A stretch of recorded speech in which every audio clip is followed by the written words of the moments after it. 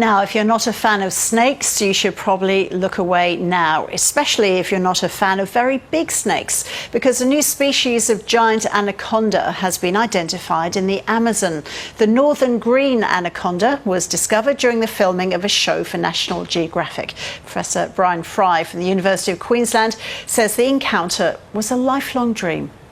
These things, it's a combination of serendipity and, well, basically a childhood dream come true, where when I was a little kid, I first heard about the Wairani, the South American tribe famous for blow darts and curare-tipped poison on the blow darts.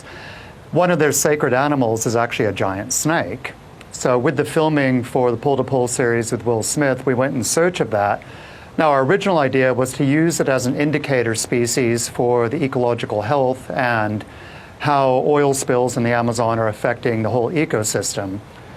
But as it turns out, their sacred snake is actually a new species, and it just blew our minds, particularly because it's 5.5% genetically different than the southern green anaconda.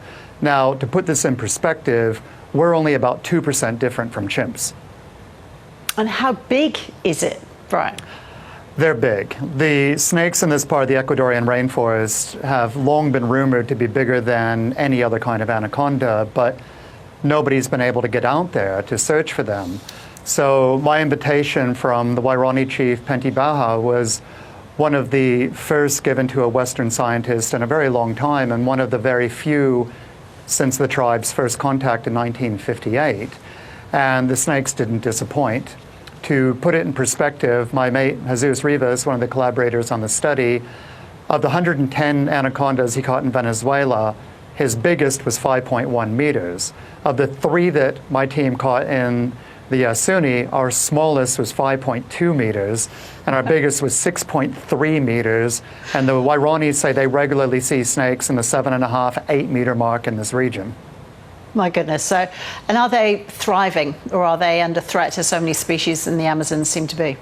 They're really under threat. I don't know if you've seen, for example, all the reports over the last few months of the crippling drought hitting the Amazon. Well, your megafauna are going to be the first that are going to be affected, and particularly snakes like the northern green anaconda, where big snakes need big water. And then another thing is that with all the rampant oil extraction that's happening across the Ecuadorian Amazon, there's been a lot of oil spills. And this is going to affect animals like the anacondas more because they don't migrate like fish, and they're still full-time aquatic. And that was actually the main part of our quest, was to see what's happening. And that's because anacondas, the females are what you think of when you think of an anaconda, these 7-meter giant denizens of the lagoons, but the males are actually only about 2 to 2.5 meters, and you wouldn't even think it's the same snake. But this allows us to see what's happening with the oil spills and different metals being bioaccumulated into the food chain, because the females specialize on grazing animals like deer and capybara at the bottom of the food chain, while the males specialize on animals high in the food chain like wading birds. So if an oil metal is being bioaccumulated into the food chain, we'd expect to see it in higher concentrations in the males than the females. And depressingly, that's actually what we found. You know, that was the part of the quest that was the original goal, where the males had things like cadmium and lead, which cause terrible birth defects. They had them in concentrations of over 1,000% that of the females, which means that the entire ecosystem is at risk, including people, if they're eating animals like arapama fish, much like how pregnant women across the world avoid salmon and tuna because of fears of methylmercury. And is discovering a new species, Brian, as good as it gets for a scientist? Oh, absolutely.